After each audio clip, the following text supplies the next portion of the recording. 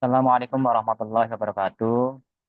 Selamat malam, Bapak dan Ibu dosen CB Kewarganegaraan di Universitas Bina Nusantara, serta rekan-rekan mahasiswa. Di sini saya ingin memberikan atau menyampaikan laporan proyek dari tugas mata kuliah CB Kewarganegaraan. Ya, sebelumnya saya mau izin untuk menampilkan atau share screen presentasi yang saya buat.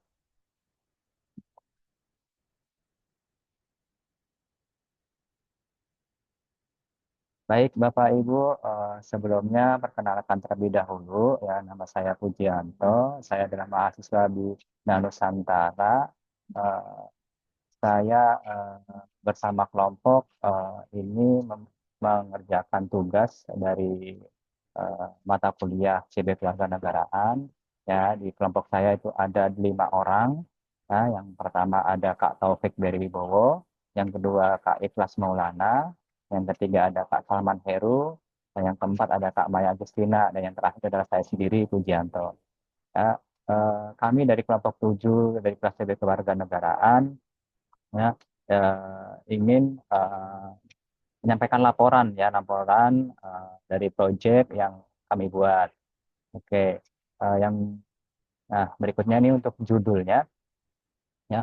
Untuk judul proyek kami ambil yang berjudul Zero Waste di Perkantoran, meningkatkan kesadaran pengelolaan sampah untuk kehidupan yang berkelanjutan. Nah, untuk latar belakang masalah yang kami ambil, ya, untuk eh, permasalahan utama dari latar belakang masalah ini adalah pengelolaan sampah di lingkungan perkantoran itu masih belum optimal. Ya, sampah seperti plastik, sampah kertas, kemudian sampah organik juga sering tidak dipilah atau didaur ulang. Ya, jadi banyak kantor yang belum menerapkan prinsip zero waste dan kesadaran karyawan terhadap pengurangan sampah masih rendah. Nah, jadi berikut adalah latar belakang masalah yang kami rangkum. Yang berikutnya untuk rumusan masalah, ya, setelah latar belakang masalah kita sepakati bersama, ya, kita kemudian merumuskan masalah, ya. Dari rumusan masalah ini ada 3 pertanyaan pokok yang nanti akan kami ajukan eh, kepada narasumber-narasumber yang kita lakukan wawancara. Nah, pertanyaan pertama adalah strategi apa sih yang paling efektif untuk mengurangi produksi sampah di kantor. Nah, yang kedua, apa saja tantangan dalam implementasi program Zero Waste di perkantoran. Nah, kemudian yang ketiga,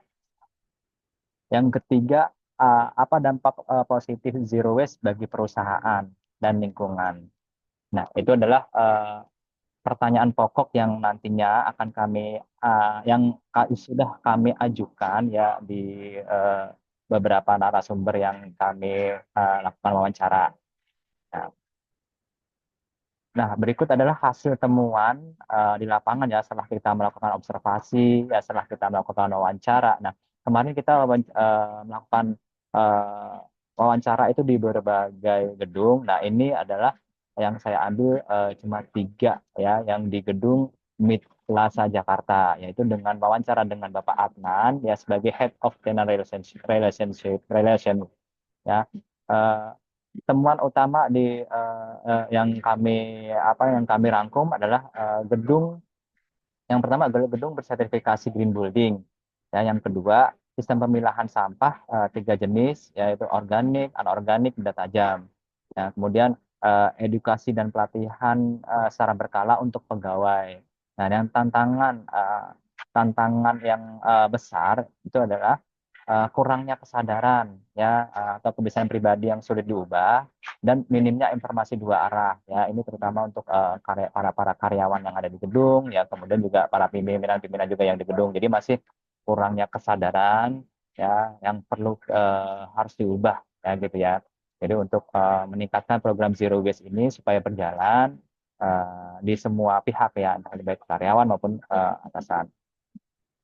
Ya, yang berikutnya untuk solusi. Nah, ini setelah kami lakukan beberapa wawancara, kemudian kita diskusi ya bersama narasumber. Nah, itu ada beberapa solusi yang bisa diambil. Yang pertama, itu adalah solusi yang diambil ada edukasi interaktif ya. Jadi mengadakan pelatihan langsung, infografis dan forum diskusi.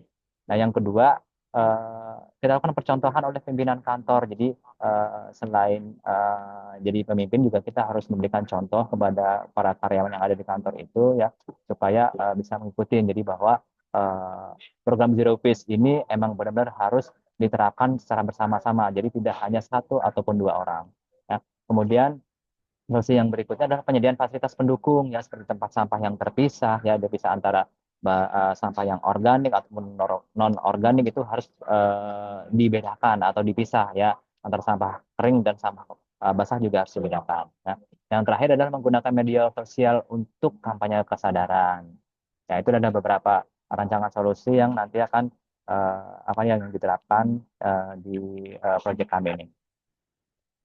Nah, yang berikutnya adalah refleksi pribadi. Nah, dari hasil proyek yang kita apa yang jalanin secara kelompok, nah itu kita eh, masing-masing apa nama masing-masing masing-masing dari tim atau masing-masing dari kelompok kita itu merangkum ya refleksi-refleksi pribadi ya yang mencerminkan perubahan pola pikir serta kebiasaan ya. Untuk refleksi yang menurut saya pribadi atau dari diri saya sendiri adalah belajar dari proses analis data ya bahwa perubahan membutuhkan edukasi yang berkelanjutan dan peran aktif dari masing-masing individu ya.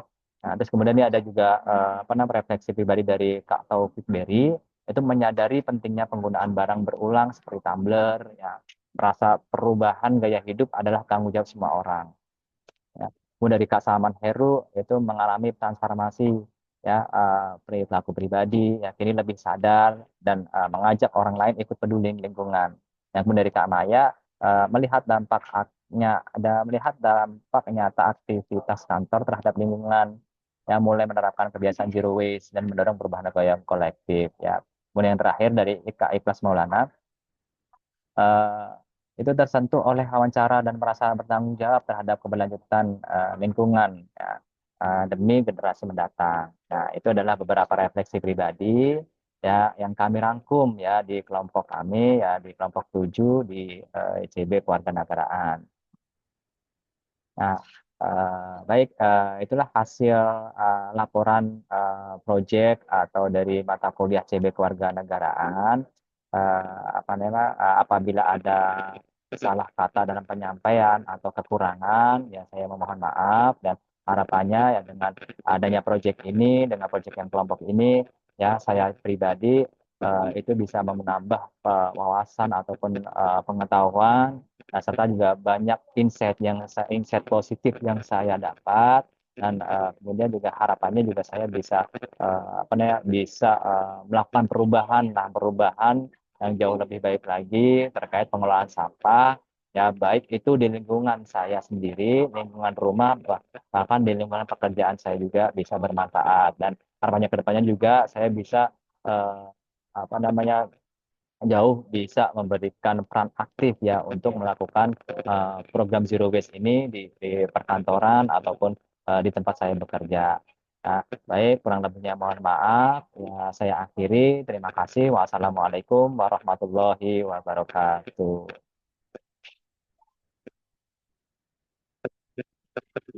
Baik, itu ya Bapak Ibu dosen ya terima kasih atas waktunya. Kurang lebihnya mohon maaf ya sekiranya dari saya terima kasih sekali lagi. Wassalamualaikum warahmatullahi wabarakatuh.